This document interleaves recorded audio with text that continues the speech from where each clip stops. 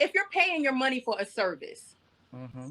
and you're telling me, give me 30, like you told me, and I came to her and I was like, you know what? I'm not really worried about my stomach because I deal with fibroids. So if it doesn't Yes, you get did. flat, I'm okay with that. So she kind of like that went in there out the other to her. But I had where we self-sabotage ourselves too. Because I Mm-hmm. had already had it in my mind, like, okay, this area right here, there's no help with that area. Mm-hmm. That 30 days came, and I ain't even gonna say I had a 6-pack. I might have had like a 1.5 pack. But when I saw definition from what I was like, oh, don't worry about that. I got that. Nope.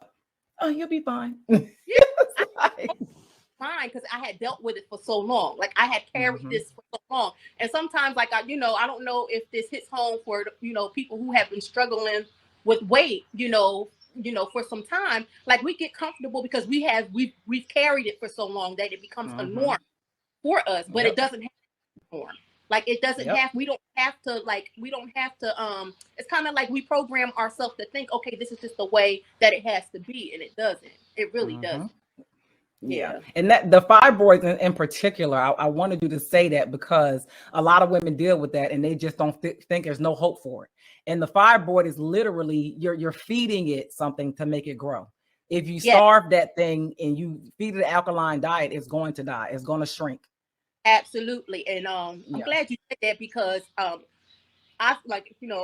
had a myomectomy done, I've had an ablation done, and they have grown back, and actually they have grown back bigger. So Mm-hmm. I had got to the point I was just like, it has to, just doing some research and listening to my doctors. It hasn't been scientifically proven yet, but for African American women, they're Mm-hmm. kind of linking it more so to our diet.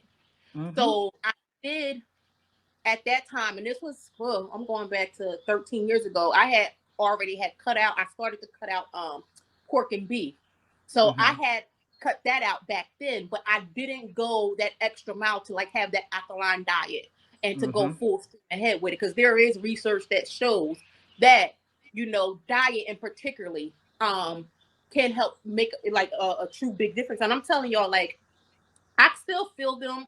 I know where they are, but they aren't as profound as they are Right. before. Like be able to look at me and tell, okay, yeah, they're on the right side because your stomach is lopsided.